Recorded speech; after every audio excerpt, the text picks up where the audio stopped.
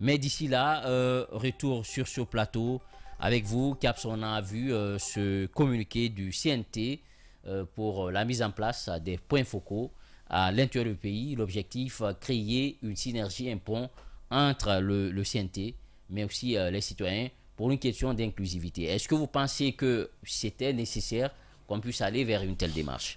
Bah moi, je pense que c'est plus que nécessaire. Après une première immersion à l'intérieur du pays par le CNT pour aller recueillir les différentes préoccupations de la population à la base, au niveau local, il était important d'assurer un relais. Et je pense que la mise en place de ces points focaux dans les 33 préfectures de la République, c'est quelque chose de très important parce que finalement, ces points focaux feront l'interface entre les conseillers, entre le CNT et la population locale au niveau de la base. Donc ça permet justement de pouvoir recueillir ces différentes informations à ce niveau-là, d'avoir des relais tout de suite, des personnes qui peuvent saisir, aborder, à qui est-ce qu'on peut s'adresser, parce que des fois, quitter Conakry, quitter l'intérieur du pays pour venir jusqu'à Conakry, certaines choses peuvent nous échapper, mais au-delà de ça également, quand tout est concentré sur Conakry, il y a certains détails qui peuvent nous échapper. Parce que la réalité, c'est que des fois, en général, quand les autorités quittent la capitale pour se rendre à l'intérieur du pays, ceux qui sont là sont déjà au courant. Donc, les administrateurs, en général, peuvent se permettre certaines manœuvres pour pouvoir cacher un certain nombre de choses parce qu'ils sont au courant de leur arrivée. Aujourd'hui, le CNT, il nous apprend à travers cette résolution-là, finalement, qu'on aura 2 à 3 conseillers qui seront dans ces différents points focaux-là, qui seront mis en place à l'intérieur du pays. Maintenant, encore une fois, la question qu'il faille se poser, c'est justement comment ces personnes sont justement choisies, comment est-ce qu'ils vont pouvoir faire le travail-là, est-ce qu'ils seront à même de pouvoir véritablement être ce pont qui puisse remonter les informations telles que ça se doit au niveau du CNT. Ce sont entre autres un certain nombre de questions qu'on a à se poser par rapport justement à cette préoccupation-là. Mais au-delà de ça, Djiba Minimono, il faut dire qu'aujourd'hui, on a commencé à rédiger, ils sont sur la rédaction de l'avant-projet de la Constitution, c'est un certain nombre de lois à pouvoir prendre en compte, et l'une des choses qui doit faire la particularité de ces textes de loi qui sont censés être rédigés pendant cette transition-là, c'est de rédiger des textes qui sont conformes aux réalités de la Guinée, qui tiennent en compte les réalités des citoyens à la base. Et la meilleure façon de pouvoir intégrer ça, c'est justement d'avoir des représentations qui sont auprès de ces citoyens à la base pour pouvoir recueillir les différentes informations afin de pouvoir remonter ça, pour qu'on puisse prendre cela en compte. Mais au-delà de ça également, vous savez, quand des textes sont rédigés, il faut après ramener il faut sonder, il faut écouter des gens, il faut tester pour voir quel est le retour des gens, quelle est l'appréciation des gens. Je pense qu'à ce niveau-là, au lieu de prendre une délégation, une mission sur Conakry pour les ramener à nouveau à l'intérieur du pays pour aller faire ce travail-là, si on a déjà les relais, je pense que la coordination devient beaucoup plus facile, les activités deviennent beaucoup plus simples et on gagne beaucoup plus de temps dans ces activités-là. Et mieux encore, ça permet aussi de pouvoir économiser un certain nombre de frais, un certain nombre de dépenses par rapport à tout ça. Donc je pense que ça facilite une meilleure coordination des activités et ça permet également de pouvoir à temps normal, à temps plein et à temps voulu recueillir les informations qu'il faut de ce côté-là. Maintenant, encore une fois, Djiba Minimono, aujourd'hui, l'une des questions que je suis en train de me poser, encore une fois, c'est justement le choix de ces personnes qui doivent composer justement ces points focaux qui vont se retrouver à l'intérieur du pays et notamment dans ces différentes communes en termes de représentativité. Maintenant, la dernière chose que je veux apporter à ce sujet, c'est également dire qu'il faut encourager cette démarche-là. Il faut justement permettre à ces gens de pouvoir être dotés de toutes les compétences qu'il faut. Et l'autre facteur également qui est important à relever, c'est que les gens seront choisis selon ce que dit la résolution, seront choisis en fonction de leur connaissance de la localité. Vous savez, souvent, quand on est dans ce genre d'activité, et même on a vu avec les anciennes législations, où on avait l'habitude de choisir un député dans une localité qui ne connaît même pas de base la localité, qui ne vient pas de cette localité, pendant qu'en réalité, il faudrait prendre quelqu'un qui connaît la localité, qui connaît les réalités, qui est proche de la population, qui peut en ce moment-là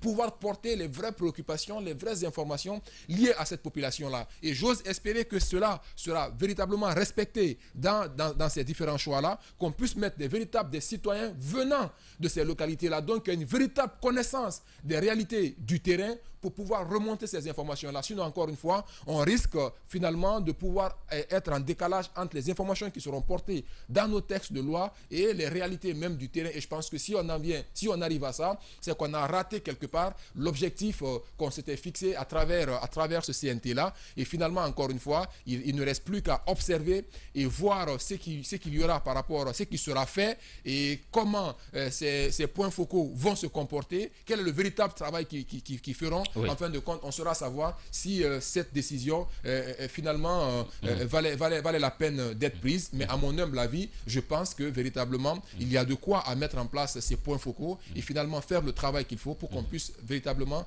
avoir les informations afin de faciliter cette coordination des différentes activités. Alors, Alphonse, d'abord, il y a eu cette mission, d'abord au prime abord, de tourner dans les régions. Il y a eu également le débat d'orientation. Il y a eu le forum sur la constitutionnalité et tout ça.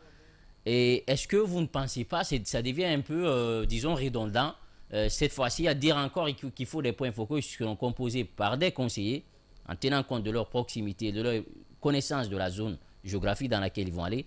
Est-ce qu'on aurait pu se passer d'une telle approche et continuer sur l'avant-projet de loi qui, tout compte fait, sera quand même soumis par voie référendaire? On pourrait bien croire que l'on pourrait se passer de cette démarche, mais si l'objectif du CNT est de permettre à tous les Guinéens sur l'ensemble du territoire national de porter leurs préoccupations auprès des autres autorités, je crois que c'est la bonne démarche. Parce que, Caps le disait tout à l'heure, ces missions à l'intérieur du pays sont annoncées. Et quand les missions sont annoncées, on a des administrateurs qui s'évertuent à camoufler les préoccupations des citoyens.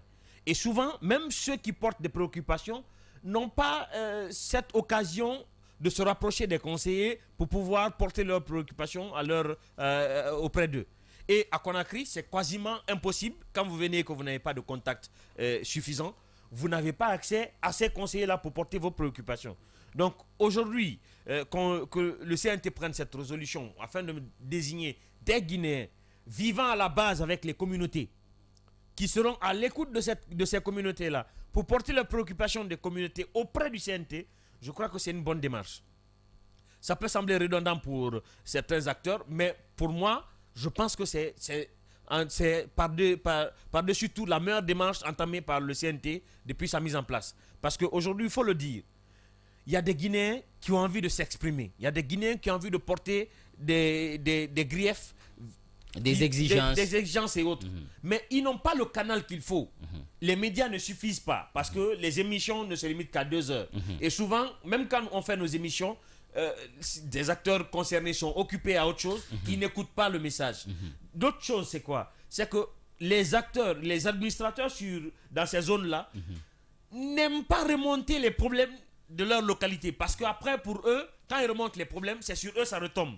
Donc, ils s'évertuent à camoufler les difficultés de leur communauté.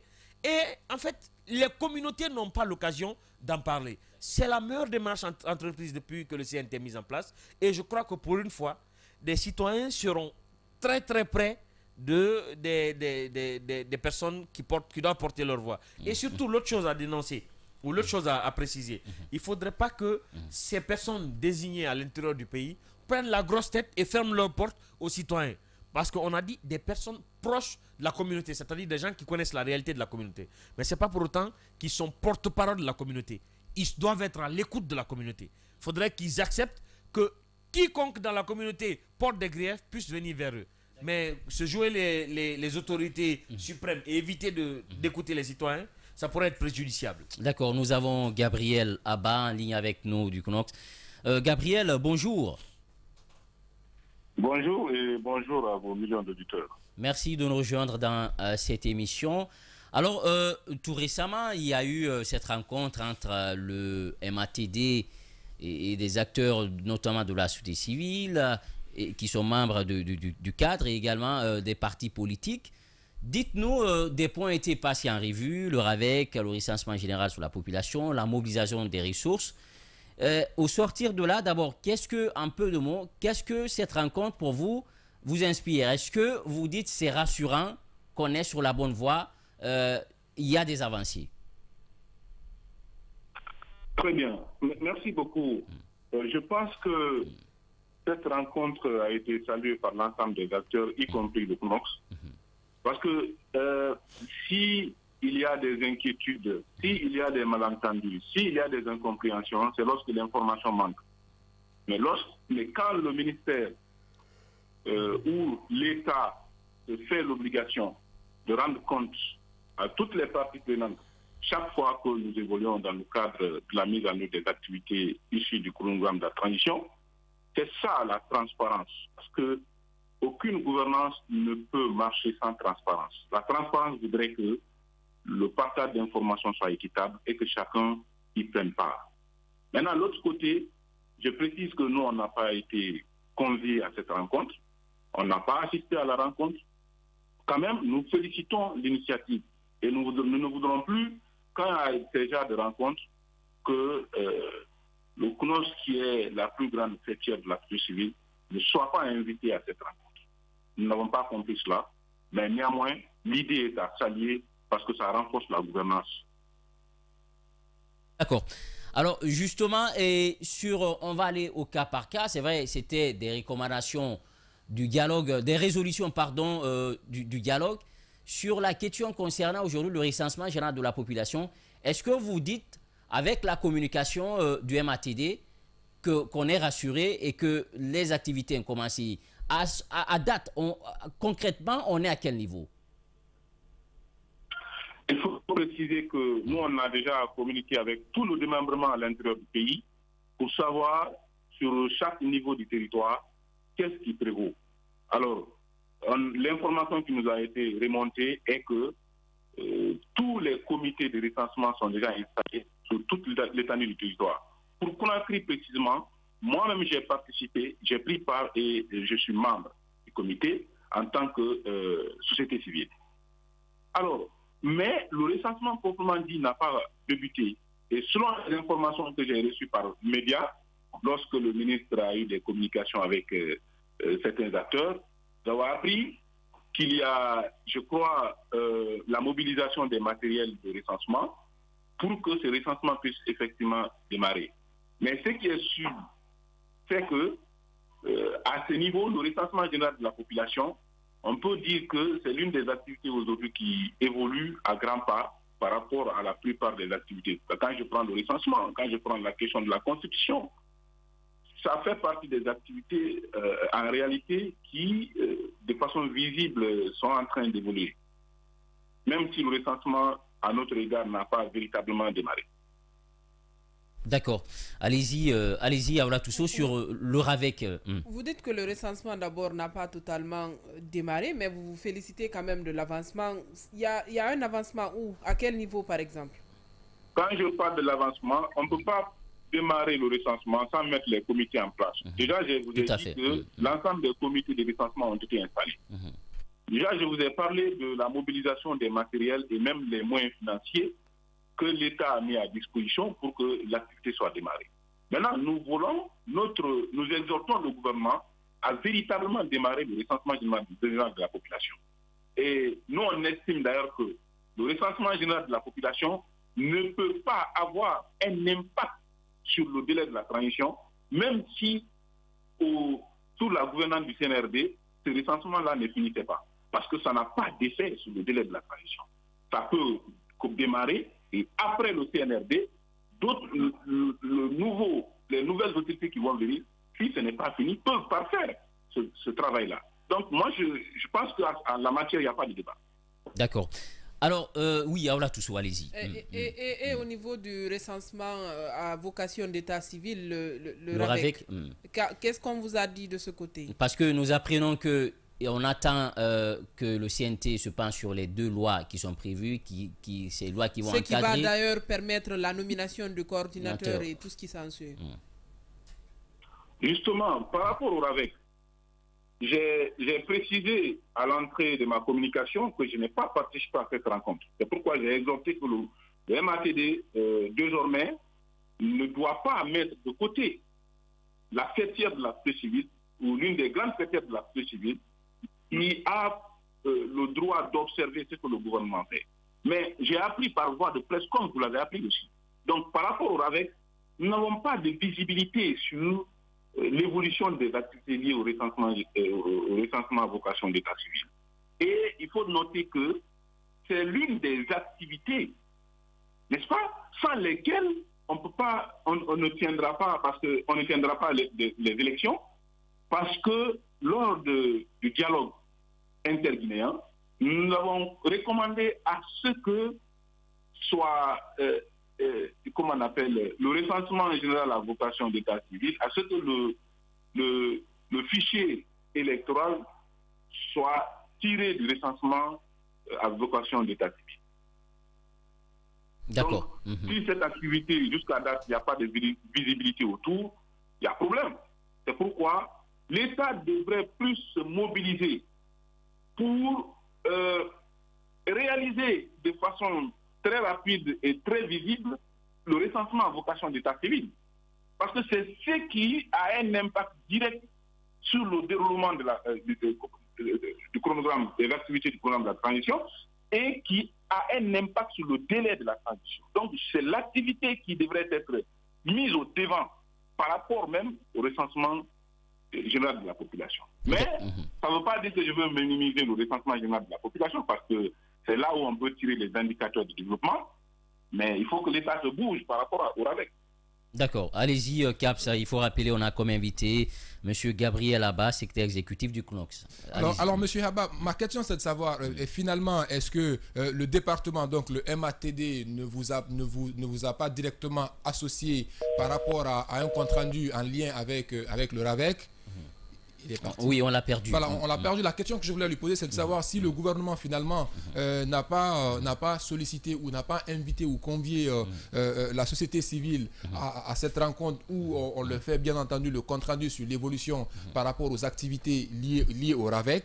Et donc, par rapport à ça, il faut ressortir un fait. C'est que de la même manière qu'ils ont contacté les différents comités qu'ils ont à la base, est-ce que de cette même manière également, ils se sont renseignés auprès de leur démembrement pour savoir est-ce qu'au niveau du RAVEC également des activités sont également en cours, est-ce qu'ils ont effectué cette vérification là, mais au-delà de ça également, est-ce qu'ils ont demandé eux-mêmes, ont directement demandé compte au MATD pour savoir véritablement qu'est-ce qui est fait à ce niveau, où ils sont en train de partir, parce que si on n'a pas ces différents éléments d'information, il sera compliqué en réalité d'avoir une certaine lisibilité quant à l'évolution des différentes activités du MATD. Quand on sait que du RAVEC, on pourra tirer finalement le fichier électoral. Donc, à mon avis, ça, c'est une question très essentielle par rapport à la conduite de cette transition-là. Et je me dis qu'aujourd'hui, il est du devoir de la société civile de demander des comptes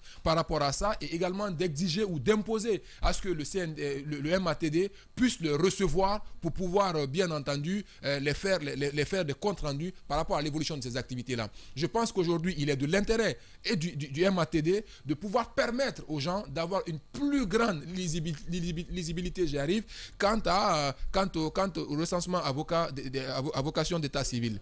Donc ça, c'est véritablement important pour la population de savoir où est-ce qu'on va, où est-ce qu'on avance par rapport à ça, et même pour rassurer ces différents partis politiques, parce qu'en réalité, on peut parler certes du recensement général de la population et de l'habitation. On sait que du RGPH, on peut tirer des indices de développement, on peut prendre des décisions quant à la politique de gestion du pays. Mais en réalité, le RAVEC a une importance beaucoup plus cruciale, capitale au niveau pendant cette transition, pour la simple raison que la finalité d'une transition, c'est l'organisation des élections. Et on ne peut organiser des élections quand on n'a pas de fichier électoral. Et si on dit que ce fichier-là est tiré du RAVEC, il est important de préciser que ça devient une question très importante, pour ne pas dire la plus importante, d'ailleurs, quant au regard des politiques, quant au regard de la société civile et quant au regard même de la population lambda et même des partenaires, pour les rassurer par rapport à la conduite de ces activités-là, quand on sait qu'aujourd'hui, on est tous concentrés, on est tous focalisés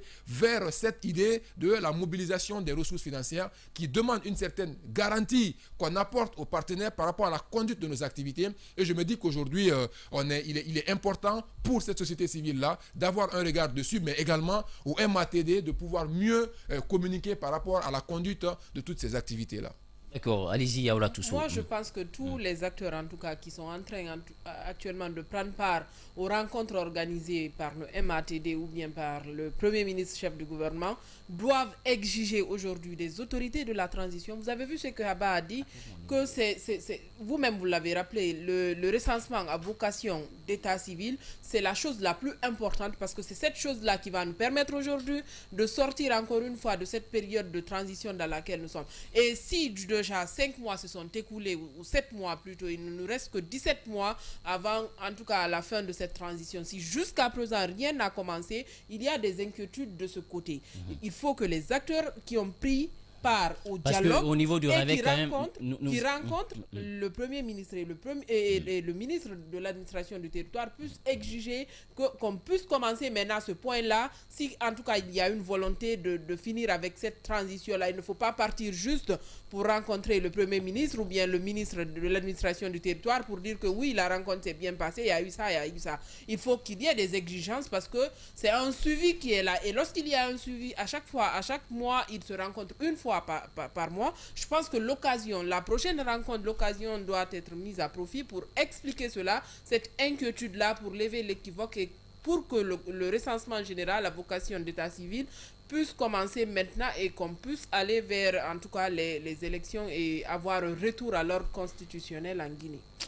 Voilà, vous l'avez compris. Oui, allez-y, c'est quoi Alphonse Mara? En fait, aujourd'hui, moi, il y a une démarche que je ne comprends pas. Déjà, bien avant le projet de RAVEC, il y avait cette réforme sur la question des naissances qui avait commencé. Ce qui fait qu'il y a un processus de numérisation, même des extraits de naissance et des déclarations de naissance qui a été enclenché. C'est déjà un acquis que nous avons. Aujourd'hui, en vue du RAVEC, en fait, l'État, par ses propres moyens, peut, dans une manifestation de bonne foi, mettre les moyens pour renforcer les équipements déjà existants afin d'accélérer le processus. Parce qu'il faut le dire aujourd'hui, dans les différents... Avant de venir à accélérer le processus, avant d'arriver pour accélérer le processus, bien entendu, il faut d'abord prendre en compte cette loi qui est en cours d'élaboration au niveau du CNT. Il faut que la loi puisse exister, donc il faut accélérer de ce niveau-là à ce niveau-là. Mais également, il faut mettre en place le coordinateur. Justement, j'en venais, parce que je pense que ça, c'est des préalables qui peuvent se permettre justement... Quand même, il y a les zones de recensement, les sites ont été repérés. Il y a eu des formations, ça, nous apprenons, tout cela a été fait. Tout ce qui reste aujourd'hui, c'est l'adoption des deux lois qui vont encadrer, disons, le recensement, également la nomination du coordinateur pour essayer d'impulser un peu ces résolutions. Justement, et la nomination du coordinateur est subordonnée à l'adoption de ces deux lois-là par le CNT. Donc, je disais, CAPS, il faut accélérer le processus à travers ça. En fait, aujourd'hui, il ne faut pas attendre que les préalables là soient obtenus pour que le recensement en vue de l'état civil bouge. Il faudrait aujourd'hui... Tant qu'on n'a pas adopté les lois qui peuvent réglementer le recensement à vocation d'état civil, on ne peut pas se lancer dans ça, dans la mise en œuvre de l'activité. Il faut justement demander à ce que ce processus puisse être accéléré du côté du CNT et qu'on puisse prendre le décret qui va mettre en place le coordinateur et enfin on peut aller dans la mise en place des activités. Si déjà la formation elle est faite, on a déjà recruté les personnes qui doivent faire ce travail, à mon avis, les ingrédients qu'il faut pour qu'on démarre, ils ont déjà énoncé, partagé les éléments d'information selon lesquels ça c'est déjà fait. Maintenant, là où ça bloque, il faut accélérer à ce niveau-là pour qu'on puisse justement pouvoir passer finalement à la mise en œuvre de cette activité-là. Il faut noter la volonté quand même de certains citoyens de se procurer aujourd'hui d'un extrait de naissance biométrique et d'une carte d'identité, mais où il y a un problème. À quel niveau? Allez-y au niveau de la banque FBN. Vous voyez des gens qui quittent parfois jusqu'à Bentouraya, qui viennent pendant 2 jours, 3 jours. En fait, c'est la seule banque. Et la banque n'existe qu'à Matoto, à Madina et en ville. Pourquoi ne pas un peu décentraliser, permettre aux gens aujourd'hui, de là où ils sont, Orange Money, par Orange Money, ou bien mettre à contribution en tout cas ces opérateurs économiques et tout, pour permettre aux gens de se procurer facilement des tickets de paiement pour pouvoir accéder à leur carte d'identité biométrique et puis à leur extrait de naissance. Mais allez-y faire un tour le matin. C'est vraiment compliqué. La situation est vraiment compliquée, surtout que la banque n'existe pas partout. Félix et moi sommes en train de travailler sur un dossier concernant ça, parce que l'opération bancaire a été retirée de chez Aura Bank pour le transférer vers FBN. Malheureusement, FBN n'a pas suffisamment d'agences pour couvrir le flux de clients qui abondent dans ce sens-là. Mais pour revenir à ce que je disais, CAPS, aujourd'hui, les préalables, ce serait l'adoption des 2 lois et la nomination du coordinateur. Mais de l'autre côté, avant que ça ne se fasse, parce qu'on ne sait pas aujourd'hui ce qui retarde ces 2 lois-là au niveau du CNT, vu que surtout, on a besoin de ça pour débloquer le processus. Et un processus clé de la réussite de la transition. Mais avant que ça ne se fasse, il faudrait que l'État encourage le processus déjà existant à continuer. Il faut que le processus continue. L'acquisition la déclaration de naissance numérique, l'acquisition des extraits numériques de naissance, cela doit continuer, parce que cette base de données-là, et c'est là où mon inquiétude se pose. Mais moi l'autre inquiétude que moi je pose à ton inquiétude, Alphonse, c'est de savoir, aujourd'hui, vous savez, pour que les gens viennent pour le recensement, ils vont envoyer quel document? Ils viendront avec leur carte d'identité ou ils viendront avec leur passeport. Sachant qu'on a pour la carte d'identité on n'a pas un seul numéro, on n'a pas un identifiant unique pour ces différents papiers-là. Ma préoccupation justement, c'est de savoir quand on va prendre cette loi-là et qu'on va garantir la gratuité d'obtention de ces pièces-là, de ces documents, finalement, est-ce qu'ils vont annuler toutes les autres pièces et prendre en compte que les documents biométriques qui seront effectués là, pour la simple raison que la crainte, ce qu'on cherche à éviter, c'est qu'un seul citoyen ne se retrouve pas avec 2 cartes d'électeurs différentes. Et maintenant, pour éviter ça, est-ce qu'ils tiennent en compte de cette mesure aujourd'hui qui donne la possibilité à un citoyen de pouvoir se procurer d'une carte d'identité et également d'un passeport avec des identifiants différents? Comment cette préoccupation, elle sera résolue quand le vrai recensement va commencer? Voici la préoccupation que moi j'ai à opposer à cette préoccupation, Alphonse. Je t'apporte cette information au public. Il n'y a pas d'inquiétude à ce niveau. L'ONI travaille dans cette mesure-là. Aujourd'hui, quand vous avez votre extrait de naissance numérisé... Et pour l'ONU, on attend juste le décret d'application. Quand vous avez votre extrait de naissance numérisé, l'extrait de naissance vous procure un numéro personnel. Ce numéro personnel devient universel. C'est comme si ça devenait... Aujourd'hui, je pense que le défi plutôt, c'est de chercher des données unifiées. Parce qu'on a plusieurs données. Donc, vous n'avez pas l'acteur qui fait les cartes, ce n'est pas celui-là qui fait le permis, c'est pas lui qui fait le passeport. Donc on a plusieurs numéros attribués à un citoyen. Moi, par exemple, j'ai un numéro maintenant unique. J'ai fait mon extrait de naissance avec le même numéro.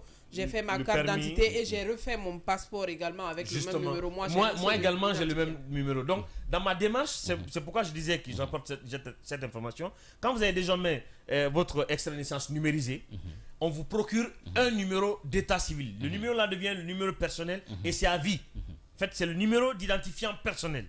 Et c'est ce numéro d'identifiant personnel qui vous servira à l'élaboration de votre carte d'identité biométrique. Et désormais, ce numéro aussi vous servira pour votre passeport. Maintenant, dans la mesure où ceux qui ont déjà des passeports avant d'obtenir les cartes d'identité biométrique, ces gens-là ont la possibilité auprès de l'ONI de venir mettre à jour leurs données biométriques. Pour éviter, par exemple, CAPS a fait son passeport l'an passé, mais c'est CAPS fait son passeport en 2022, mais c'est en 2023 qu'il décide de prendre l'extrait de naissance biométrique et la carte d'identité biométrique. Non, même ça, on vous demande, quand vous venez par exemple au niveau des extraits ou bien de la carte d'identité, on vous demande si vous avez un passeport. Si vous avez un passeport, on prend le numéro du passeport pour reconduire au niveau de la carte d'identité et de l'extrait de naissance. C'est comme donc ça, on unifie les données. Et aujourd'hui, comme le rappelait Djiba, le seul problème qui se pose aussi dans ce boulot-là, c'est que le décret d'application pour l'ONI peine à être pris. Parce qu'il y a un conflit d'intérêts véritable qui est ouvert entre le MATD, à qui le travail doit revenir pour les naissances, et l'ONI, qui relève du ministère de la Sécurité, à qui l'identité doit revenir. En fait, et la DCPAF aussi, qui ne veut pas céder. Ouais. Parce que la DCPAF a quand même, dans ses prérogatives, c'est le contrôle de la régularité des passeports. Malheureusement, avec l'inexistence de l'ONI qu'on a constaté pendant plusieurs années, ils se sont attelés à la confection et à la vérification. Pourtant, l'unité de confection ne doit pas être l'unité de vérification. Sinon, les faux passeports, les données biométriques falsifiées peuvent se retrouver, comme on l'a plusieurs fois dénoncé ici. Donc aujourd'hui, il y a plusieurs mesures qui existent pour permettre de gérer cette situation. Mais encore une fois, on attend la décision de l'ARO. Et c'est là où le problème se pose. Parce que souvent, quand les acteurs dénoncent, je suis quand même celui qui s'en prend le plus aux acteurs politiques. Mais de l'autre côté, il faut dire qu'il y a souvent une manifestation de mauvaise foi venant de l'exécutif. Parce qu'on ne peut pas comprendre que 1 an, bientôt 2 ans après la mise en place de l'ONI, on peine à prendre le décret pour la mise en œuvre de ces activités. Et ça ne tient qu'à un décret présidentiel. Je me pose la question de savoir pourquoi en 2 ans, un décret présidentiel peine à être pris pour permettre aux Guinéens d'harmoniser leurs données. Parce que l'identification, c'est quand même la dernière fois, j'étais en train de le dire ici. Le président Doumbouya peut se retrouver dans un aéroport sans identité. Quand un prestataire, aujourd'hui intervenant dans le domaine des identités en République de Guinée, que ce soit la carte d'identité ou le passeport, est à mal avec la Guinée, comme on l'a connu à l'arrivée du ministre Bachir, cet opérateur-là a la possibilité d'éteindre nos données. Là, tout passeport guinéen en transit dans un aéroport pourrait se retrouver néant, neutre. Et ça, c'est dangereux. Donc aujourd'hui, l'ONU quand même pourrait venir régler tout ce précédent-là. Mais pour des intérêts, pour des querelles d'intérêts, les gens peinent à laisser le président prendre cette décision. Mais on ne pourra pas accuser l'entourage du président. Le président même est au courant parce qu'on a plusieurs fois en parlé. Il faut que le décret de l'ONU soit pris pour que le travail se fasse. Et il faut que le CNT de son côté se bouge. Ces 2 lois-là doivent passer au plus vite. Parce qu'il ne nous reste que 17 mois. 17 mois, le président dit qu'il ne passera pas un jour de plus. J'imagine pas la démission de Doumbouya pour nous laisser la transition dans les bras de quelqu'un d'autre. Ça, il faut même pas blaguer avec. D'accord. Alors, l'autre question, c'est sur la CENI.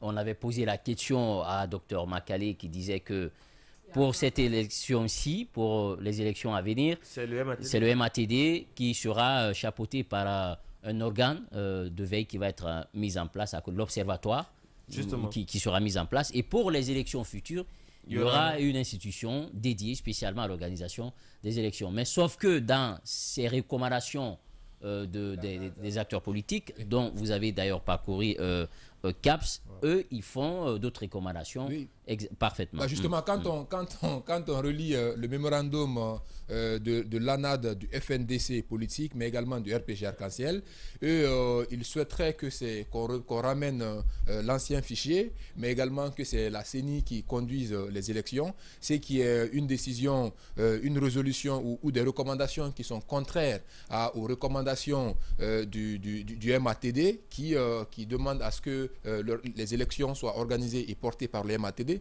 Et vous voyez, Djiba Minimono, déjà, il y a un point d'incompréhension qui se crée à ce niveau-là. C'est pour dire qu'encore une fois, ce point-là devient le point d'achoppement qui va arriver dans les prochains jours entre ces politiques-là qui ne se retrouvent pas aujourd'hui au sein du dialogue guinéen, qui ne prennent pas part au dialogue, mais également ces politiques qui pensent qu'aujourd'hui, il faut ramener l'ancien fichier. Mais quand même, il faut rappeler une chose importante. Quand on écoute certains autres observateurs, parce qu'aujourd'hui, le problème qu'on rencontre quant à l'organisation des élections en Guinée, le problème central, c'est souvent lié au fichier électoral. Et aujourd'hui, pour tout le monde, quand le fichier il est clair, il est propre, il est accepté de tous, à ce moment-là, on va tranquillement vers l'organisation des élections apaisées et acceptées de tous. Mais aujourd'hui, quand une frange importante des politiques juge nécessaire qu'il faut revenir avec l'ancien fichier et que le gouvernement de transition aujourd'hui et certains autres politiques pensent qu'il faut mettre en place un nouveau fichier, il y a en ce moment-là un point de désaccord qui se crée tout de suite. Maintenant, selon certains observateurs, l'ancien fichier également, il y aurait des problèmes avec. Que quand on prend tous ces différents partis qui sont en train d'accepter ce fichier-là, ce sont des gens dont le fichier à qui le fichier est favorable justement. Donc, ils estiment qu'ils représentent 95% du corps électoral guinéen.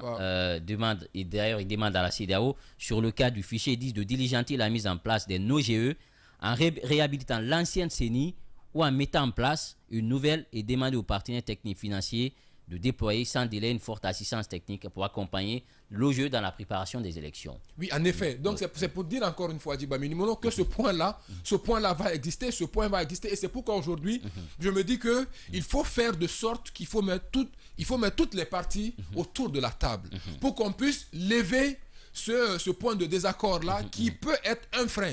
Parce que vous imaginez qu'aujourd'hui, à l'allure des choses, que ces politiques-là finissent par revenir autour de la table pour discuter. Et vous voyez, vous êtes d'accord avec moi que ce point-là va revenir à nouveau dans les discussions et finalement, ça peut contribuer à retarder l'organisation des élections et donc la durée de la transition finira par se voir rallongée. Donc, pour éviter ça aujourd'hui, je pense que c'est le moment de pouvoir les accepter et de pouvoir les écouter afin que nous puissions venir à un accord et à s'entendre autour de cette question essentielle. Et j'ai envie également qu'on sorte finalement de cette envie de toujours montrer qu'on représente 95% de l'électorat. Aujourd'hui, les cartes sont rebattues, beaucoup de choses ont changé. Cette réalité ne peut plus être la réalité qu'il faut.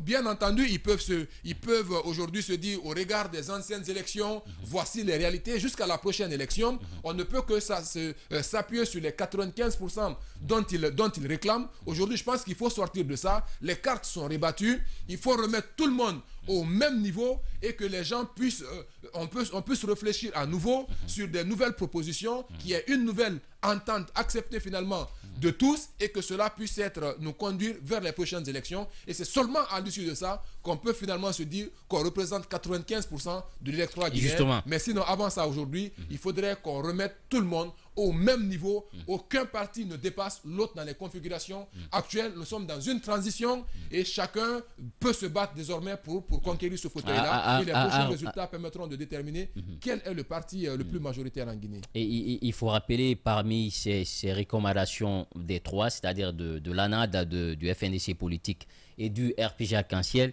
il demande également d'éliminer du chronogramme des élections le recensement général de la population et de l'habitat, le RGPH et le recensement administratif à vocation d'état civil, le RAVEC, qui n'ont aucun lien pour eux avec le processus électoral, Alphonse. C'est souvent là où, bon, moi je veux bien pouvoir m'expliquer leurs revendications, mais je ne les comprends pas eux. Parce que aujourd'hui, quand on élimine le RAVEC, on va repartir avec un fichier qu'ils voudront réviser. J'ai envie de comprendre comment on peut contester pendant plusieurs années un fichier et venir soudainement dire non, bon, au regard de la situation, le fichier il n'est plus trop mauvais, on peut faire avec. Il faut préciser que le fichier qui était dénoncé par ces acteurs-là, ce fichier a été révisé avant d'aller aux élections présidentielles. Et finalement, attention, il faut que les termes soient importants. Ce fichier n'a pas été révisé, ce fichier a été découpé. Ce fichier a été découpé. En fait, le fichier, c'était comme la révision dont on parle, c'était comme si on prenait une règle pour supprimer des personnes dans certaines villes. Et sur la base de rien. On ne peut pas quand même... Ce fichier a conduit à un résultat qu'ils ont contesté. Jusqu'au coup d'État, les acteurs politiques n'étaient pas d'accord avec les résultats donnés par ce fichier-là. Ces mêmes acteurs aujourd'hui, vu que les circonstances tournent, veulent se mettre ensemble pour encore nous ressortir le fait que non, le fichier avait été révisé, on est d'accord. On ne veut pas de ce fichier. Ce fichier a fait des morts en Guinée. Ce fichier a été conflictogène dans ce pays-là. S'ils n'ont pas la patience, s'ils n'ont pas la conscience de comprendre que ce fichier ne peut servir à rien, parce qu'eux-mêmes ils l'ont dénoncé, il faudra qu'ils apprennent au moins à respecter les gens. Ils étaient venus, ce fichier finalement était accepté. L'OIF même avait fait un rapport. C'est pourquoi je vous dis, ça n'a pas été une révision, ça a été un découpage. Ce qu'on a éliminé dans le fichier, c'était sur la base de quoi? Quel est le critère sur lequel on s'est basé? C'était le cas des 5000. Il y a eu une refonte quand même du fichier parce que le rapport de l'OIF attestait qu'effectivement que le travail avait été fait. Même ce rapport, en combien de temps le travail a été fait? Sur la base de quoi le travail a été fait? Est-ce qu'on a recensé les Guinéens? Non. Le recensement n'a pas été repris. C'est un travail d'élimination qu'on a fait. On a épuré le fichier pour ressortir ce qu'on pensait être des fictifs ou même des indus dans le fichier. Mais ça ne garantit pas la crédibilité du fichier. Pourquoi devrons-nous revenir sur ce fichier-là? Si on a la possibilité aujourd'hui de faire un nouveau fichier. Et puis, le fichier qu'on s'apprête à faire, le recensement en vie de l'état civil, ça fait que chaque Guinéen qui a l'âge de voter ira avec une seule identité. Moi, j'ai mon permis de conduire. Parce que le permis de conduire, c'est aussi une pièce d'identité valable. J'ai ma carte d'identité. J'ai mon passeport. Ces 3 pièces-là me fournissent 3 cartes d'électeurs dans 3 zones différentes. Mais qu'est-ce qui m'empêche de voter 3 fois? Vous voulez aller avec des élections où on peut voter plusieurs fois? Non, c'est pas possible. Il faudra aujourd'hui que, dans notre volonté d'offrir à la Guinée un président dignement élu, parce qu'on a reproché à Alpha Condé de ne pas être un président dignement élu. Les opposants ici n'ont jamais cessé de dire qu'ils ont gagné les élections. Ils n'ont jamais cessé de dire qu'ils ont gagné les élections. 3 élections sous Alpha, 3 élections ils l'ont gagné, selon eux. Avec le fichier corrompu qu'ils ont dénoncé. Donc il ne faudrait pas quand même que ces gens-là nous jouent les amnésiques. Et notre précision également à apporter, je pense qu'aujourd'hui, il faudrait sortir également du fait de dire qu'il faut carrément annuler le recensement général de la population et de l'habitation. Du tout. Parce qu'en réalité, ce travail permettra de pouvoir justement se prononcer sur le développement. Et au-delà, le président qui sera élu, c'est sur la base de ces données-là qu'il pourra faire il n'est pas dit également que ce travail-là doit finir sous la transition, et même le régime qui viendra, qui sera démocratiquement élu, pourra continuer ce travail-là. À mon avis, aujourd'hui, c'est un travail qui est pertinent, qui doit poursuivre son cours normal. Il faut dire qu'à un moment donné, par rapport à ce mémorandum-là, il y a des points quand même sur lesquels j'entends qu'il faut être beaucoup plus réaliste pour permettre justement qu'on puisse aller vers le retour rapide à l'ordre constitutionnel. De leur revendication. La seule revendication que je peux comprendre, c'est qu'ils veuillent se méfier du MATD dans l'organisation des élections. Ça, c'est compréhensible. Parce que la personne en face pourrait ne pas le rassurer. Mais aujourd'hui, il y a quand même une chose qu'il faut faire. Rares sont ces pays à l'étranger qui organisent des élections à travers des OGE. Non. Les pays organisent leurs élections parce que les acteurs apprennent à s'accorder du crédit. Nous sommes en transition. Je ne connais pas les implications politiques que l'actuel ministre du MATD pourrait avoir. Mais pour le moment, venant de la société civile, on le considère neutre. Donc, s'ils ne sont pas d'accord avec l'actuel ministre de l'administration, au moins qu'ils demandent un changement de ministre.